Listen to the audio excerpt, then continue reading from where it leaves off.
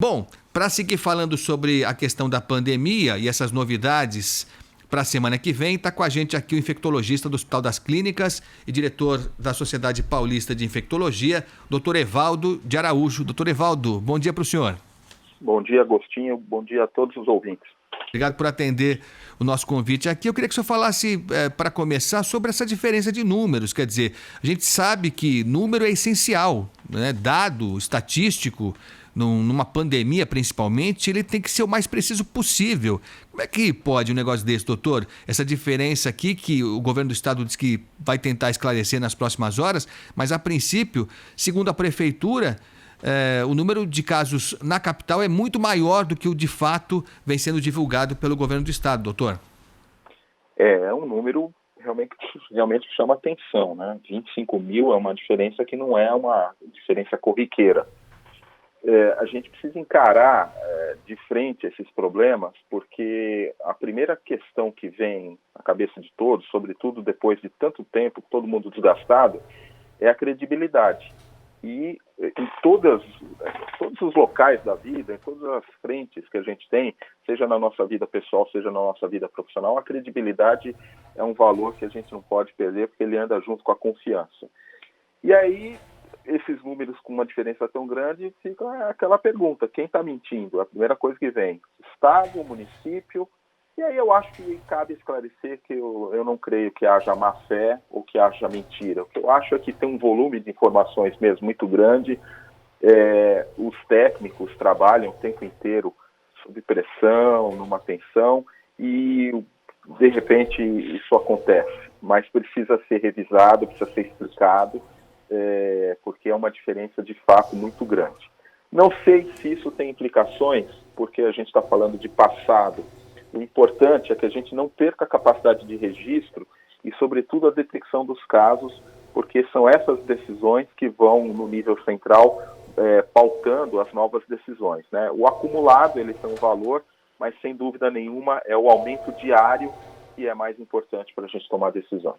Não tem dúvida. E vale destacar, né, doutor, que ainda o nível de testagem aqui no país e em São Paulo, por consequência, ainda é muito pequeno, né? Então, quando a gente fala desses números fechados, né, números contabilizados a cada dia, a cada semana, a cada mês, a gente tem que ter em conta, a gente tem que ter bem claro que é só uma parte que a gente está vendo, na verdade, né, doutor? Isso. Além da gente ter um nível de subnotificação, como você fez um comentário há pouco, a gente tem essa questão da testagem, que ela fica muito aquém do desejável. E mesmo quando a gente testa, Agostinho, a gente se depara com alguns outros problemas que aí já entra um pouquinho na esfera técnica, que é se perguntar o que a gente está vendo.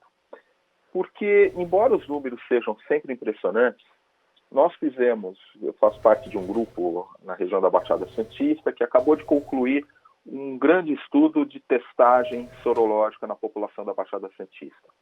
E a gente observou que a cada 15 dias, quando era feita uma testagem em larga escala, com 2.500 amostras representativas da população da região como um todo, a gente começou com 1,4% de anticorpos e a gente fechou 2 meses depois com 6,6%.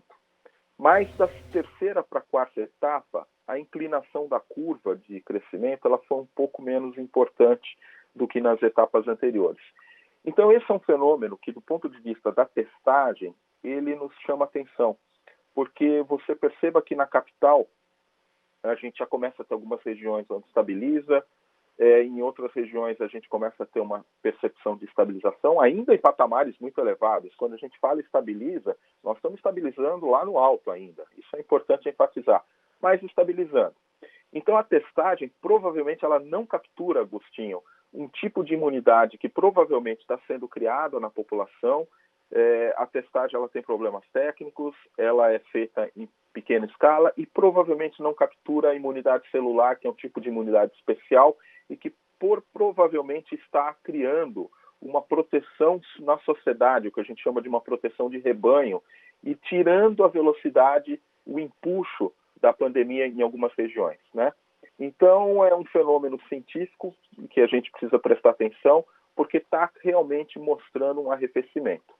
Mas qual que é o problema disso? Se a gente se baseia nesses números e começa a tomar decisões e faz o relaxamento sem manter uma testagem em alta escala, provavelmente grande parte das pessoas que estavam se resguardando em casa, quando voltam para a rua, né, elas vão se expor. E aí a gente vai ter um aumento de casos e um aumento da atual onda ou talvez a segunda onda. Veja como é complexo, Agostinho. São muitas as variáveis, de fato.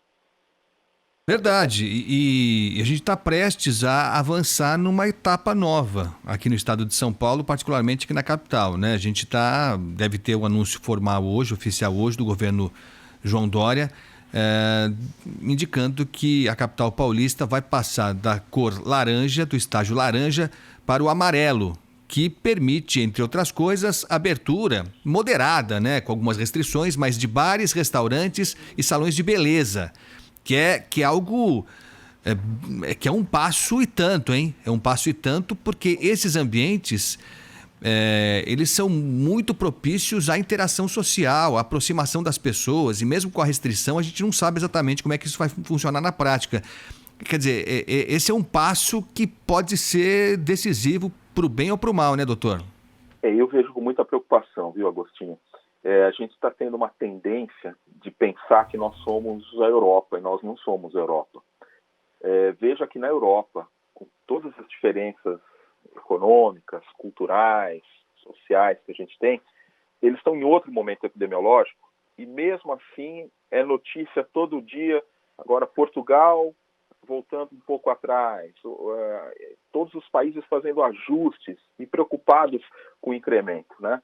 Mesmo países que tiveram grande sucesso, como a Nova Zelândia, na Oceania, eles tiveram um repiquezinho. Então, o repique, enquanto a gente não tiver vacina, a gente vai conviver com o repique. Então, onde houve um grande controle, onde você tem uma condição econômica, social e cultural diferenciada, este repique e segundas ondas acontecem. Que dirá de um país com as características do Brasil, e onde a gente nem está ainda numa curva descendente, já estamos querendo partir para uma coisa que a Europa, depois de lockdown, de sofrimento, é que está fazendo e a gente já querendo fazer agora. Então, Agostinho, isso me preocupa demais. E aí as autoridades falam, não, mas se não der certo a gente volta atrás. Mas a reflexão que eu faço é, o que eles chamam de não dar certo? Aumentar o número de casos? Manter um número de casos alto? Uma ou outra alternativa significa que pessoas estarão se infectando e algumas morrendo. Então, me preocupa muito essa decisão, não acho que seja o momento. Eu faria um tipo de decisão como essa no momento que a gente tivesse comprovada e de uma maneira confiável a queda do número de casos sustentável por pelo menos 2, 3, idealmente 4 semanas de queda continuada. Aí você vê, bom, deu uma arrefecida, a circulação viral provavelmente diminuiu, vamos tentar. Mas antes disso, eu acho que é um experimento que está sendo feito e que o custo dele ele pode ser muito elevado. E eu acho que vou além, viu, Agostinho? Eu acho que tem até questões éticas implicadas nisso, né? Porque às vezes a gente fala, não, mas tem leito suficiente agora, a gente consegue acomodar. Sim, mas é melhor não usar os leitos, né? É melhor que as pessoas não adoeçam. Então, eu vejo com muita preocupação essa decisão do governo. Eu entendo a parte econômica, eu entendo que as pessoas querem, de alguma maneira, fazer um relaxamento, né? Mas não sei se existe outra agenda por trás dessas decisões, talvez, inclusive, de cunho político eleitoral. Não tem dúvida. Isso tem um peso enorme. Bom, nós estamos conversando aqui no Manhã Bandeirantes com o Dr. Evaldo de Araújo, que é infectologista do HC e diretor da Sociedade Paulista de Infectologia.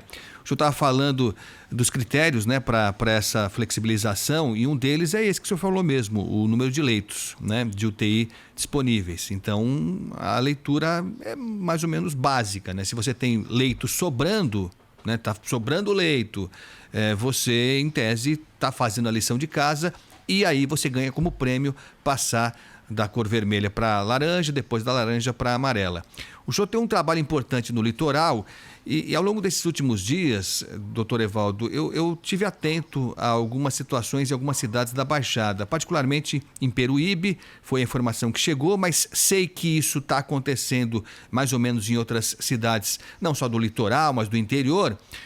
que é a situação seguinte: o governo do estado doou respiradores para várias cidades, né? É uma atitude importante, porque respirador pode definir entre a vida e a morte num caso de pandemia. Só que em alguns casos, doutor, o que a gente tem notado é que só o respirador está chegando. Então a cidade tem 10 respiradores, 6 respiradores, mas não tem equipe suficiente, não tem estrutura necessária para, inclusive, montar uma UTI. E para o governo do estado, os 6 respiradores, por exemplo, que foram doados para Peruíbe, para o governo do estado, significa que foram abertos 6 leitos de UTI. Isso não é verdade, não é verdade. Só que no papel isso pode permitir que uma cidade como Peruíbe, por exemplo, ou tantas outras, evolua de estágio. Quer dizer, esse raciocínio primário de estrutura hospitalar versus mais condição para defender contra a pandemia, esse raciocínio nem sempre é tão fácil assim, né, doutor? Olha, Agostinho, você foi preciso, você foi cirúrgico na tua análise. As pessoas, favas contadas, eu dei um respirador igual aumentei minha capacidade de assistência. Não é bem assim. Você citou a região metropolitana da Baixada Santista, é uma região que exige um drama, inclusive, que é a competição entre os municípios pelos profissionais. A gente não tem profissionais em quantidade suficiente para atender a toda a demanda. E aí um município começa a disputar com o outro por esse profissional, e isso acontece nas regiões metropolitanas e acontece no Brasil como um todo. Então, é um drama, porque tratar um paciente grave de Covid precisa de um intensivista muito bem orientado, precisa de um fisioterapeuta muito bem orientado, precisa da equipe de enfermagem, da equipe multiprofissional como um todo. E isto não está disponível. Você acaba promovendo mais jovens, pessoas recém-formadas ou que estão em outras funções, para virem atender nesse momento. Eles chegam com toda a sua falta de experiência e tem que ter uma curva de aprendizado. Isso impacta na assistência. Aí você olha para os insumos. É notícia, e tem sido notícia, a falta de medicamentos básicos. Então, são pacientes que precisam ficar entubados, precisam ficar em ventilação assistida, no nível de sedação muito alto. Está faltando medicação para relaxamento muscular e sedação. Então, veja, não é um raciocínio simplista. E, de novo, eu vou falar o que eu falei há pouco. Tem, inclusive, implicações éticas quando a gente toma uma decisão dessa de relaxamento, quando não estamos diante de uma situação ideal. E eu penso que número de leitos disponível é o pior dos critérios e o mais falho dele, porque hoje eu tenho, amanhã eu não tenho. Então, porque eu tenho leito disponível, vamos todo mundo pisar fundo nos carros, trocar tiro, vamos para o baile funk, vamos fazer uma dieta excessiva, porque pode bater o carro, pode tomar tiro, pode abusar de álcool e drogas, pode ter problema do coração, porque tem leito.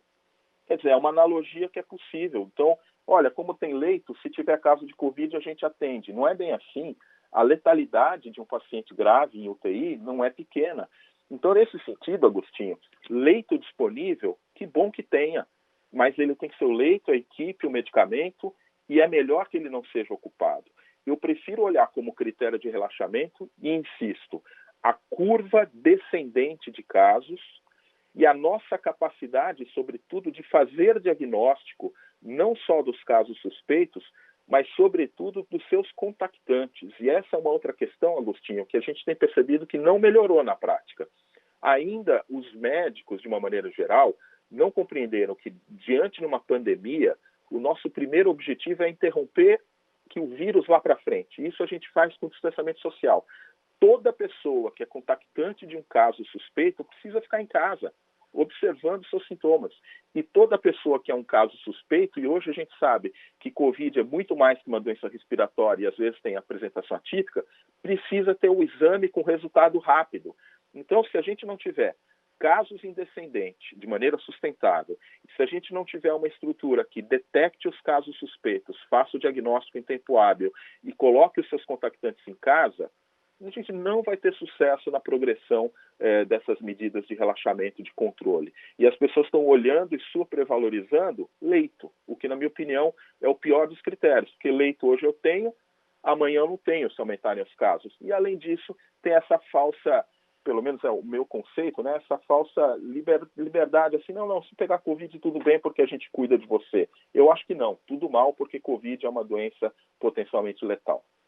Doutor Evaldo, só para a gente encerrar por enquanto, eu agradeço demais a sua atenção mais uma vez aqui com a Rádio Bandeirantes.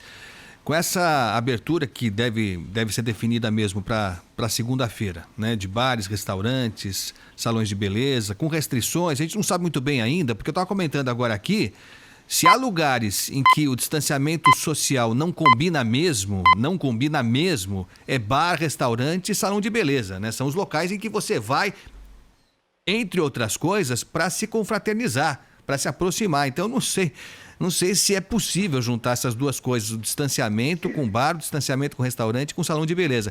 Mas, enfim, como parece que é inevitável mesmo,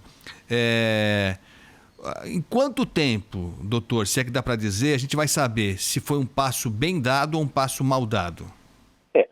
Normalmente, Agostinho, o período de incubação da doença, ele varia entre 1 e 14 dias.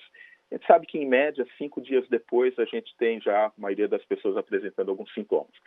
Vamos colocar aí um prazo de 2 a 3 semanas depois da medida, a gente começar a acompanhar as estatísticas de novos casos, né? E aí a gente vai ter uma ideia do impacto disso. Eu diria que 2 a 3 semanas, com certeza, a gente já começa a avaliar isso. E tem uma outra variável, que é o comportamento humano. Quando você flexibiliza, e num contexto desse, que as pessoas vão aglomerar mesmo, e que o vírus ainda está circulando, porque o nosso RT, que é a capacidade de infectividade, ainda não é menor que 1, ela, ao contrário, tem se mantido acima de 1 o tempo todo, a gente precisa recorrer a outros recursos, higiene das mãos e uso de máscara.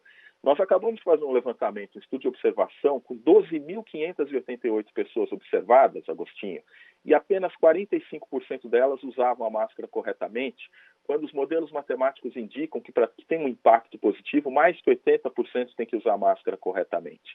Então, perceba, nós estamos em meio a uma grande confusão médica, de comportamento, econômica, política, e eu acho que a coisa mais sensata a se fazer primeiro seria a gente ter um comando, alguém que realmente organizasse as medidas que são tomadas.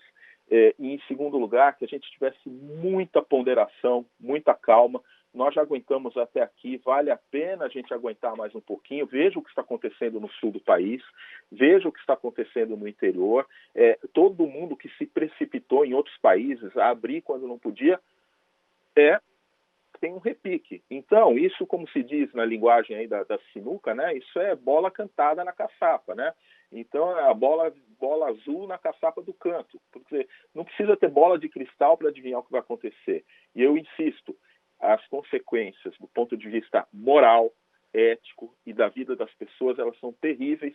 Eu acho que nós estamos cometendo um grande equívoco. Como médico, me preocupo demais e eu esperaria das nossas autoridades um pouquinho mais de comedimento e responsabilidade e que tomassem esse tipo de decisão quando a gente tivesse capacidade de testagem, identificação e o número de casos consistentemente em queda. E a gente começa a nossa conversa de hoje, Agostinho, com você falando dessa discrepância enorme de 25 mil entre o que a Prefeitura registra e o que o Estado registra.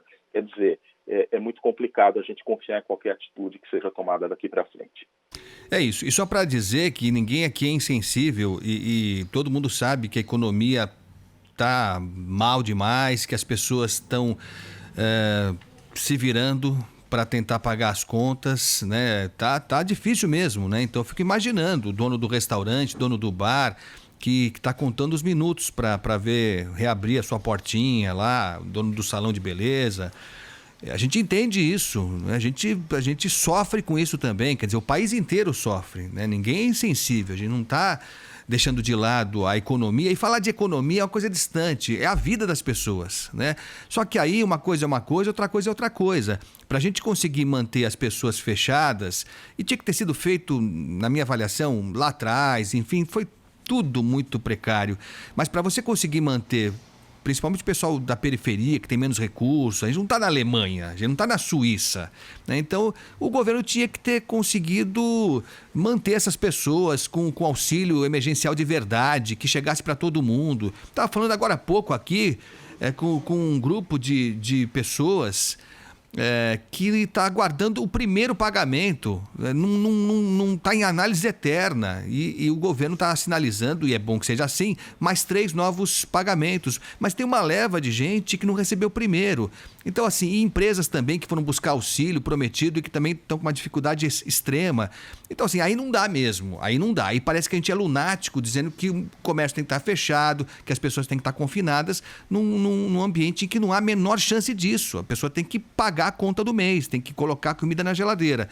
Então é isso. A gente entende essa dificuldade, mas lamenta muito porque é provável que essa medida precipitada provoque mais contaminações e fatalmente mais mortes. Dr. Evaldo de Araújo, infectologista do HC e diretor da Sociedade Paulista de Infectologia, obrigado pela atenção aqui com a gente. A gente vai se falar muito ainda, tá bom? Eu que agradeço, Agostinho, e quero dizer que eu concordo em gênero, número e grau com a sua análise e espero que eu esteja errado, mas vamos ter que aguardar para ver o que acontece. Muito obrigado.